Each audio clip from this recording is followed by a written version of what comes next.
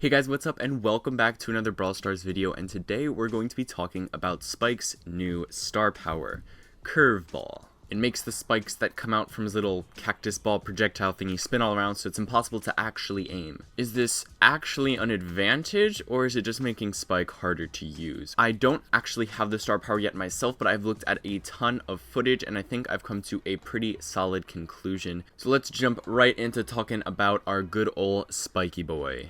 So there is one pretty significant advantage to his star power that we can talk about right off the bat. You know those dirty bull players who get down to like 20 health and then run and hide behind a one tile wall and somehow survive and heal back to full health? No longer is that an issue. Introducing Curveball. Just throw one giant cactus blob and let the spikes do the rest. They'll curve right around any corner you need and smack that bull right where you need it. Now obviously the main attack can also hit around walls, but with the Curveball, then you're going to have a much greater chance of actually hitting whatever is behind there, especially if the wall is vertical. With the original attack, there are spikes that go perfectly horizontally, which is great for hitting people around horizontal walls, but there are no spikes that go perfectly vertically, only diagonally, so it's very difficult to actually aim and hit things behind those vertical walls. But with the star power, there will be multiple spikes that make it behind a vertical wall at different distances, both left and right and up and down, so it covers a lot more area and makes it much harder to hide behind a small wall. Now there is one main drawback with this. The spikes are going all over the place, so it's very difficult to accurately aim.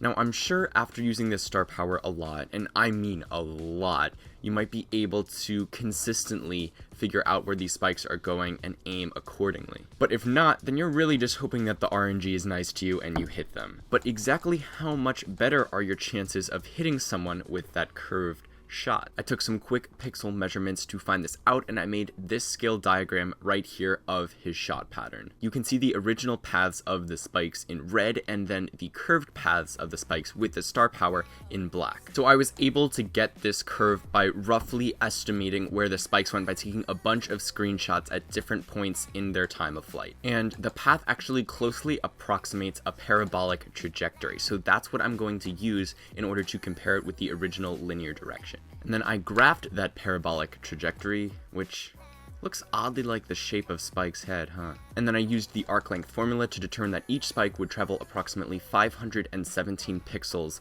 on this path, at least on my computer. Then I just straight up measured the line of the original non-star power paths of each of the spikes, and I got that those traveled about 288 pixels. So with the star power, the spikes are going to be covering 80% more distance, which is 80% more area, almost double. So it does seem like you get a pretty nice boost from this star power, and it'll be a lot easier to hit people. But is this star power really better than the other option where you gain 500 health per second by standing in his super area? This honestly depends on the game mode. If you're in solo showdown, you're not often going to have close 1v1s with other brawlers unless you have a ton more power cubes than them. And if it comes down to just two brawlers left, you and a bull, there's no way you're going to win by charging up close to him. So in that situation, if you wanted to actually gain something from your star power, you would just have to use your super on yourself then, since there's no way you would be able to get close enough to be able to stand in the area while simultaneously attacking your opponent. And if you're that far away, then 500 health a second really isn't that much, since he probably can't attack you anyway. But then in modes like Bounty or Gem Grab or Siege, where staying alive is super important and dying would give a huge advantage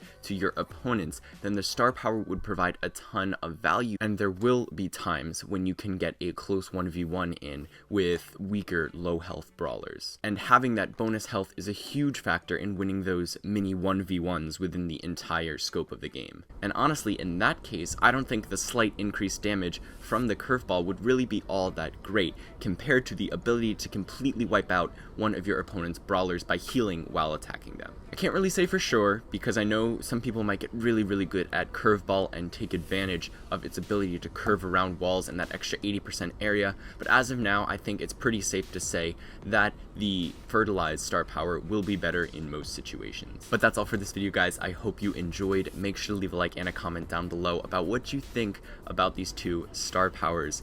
But that's all for today, guys, so see you later. Louder.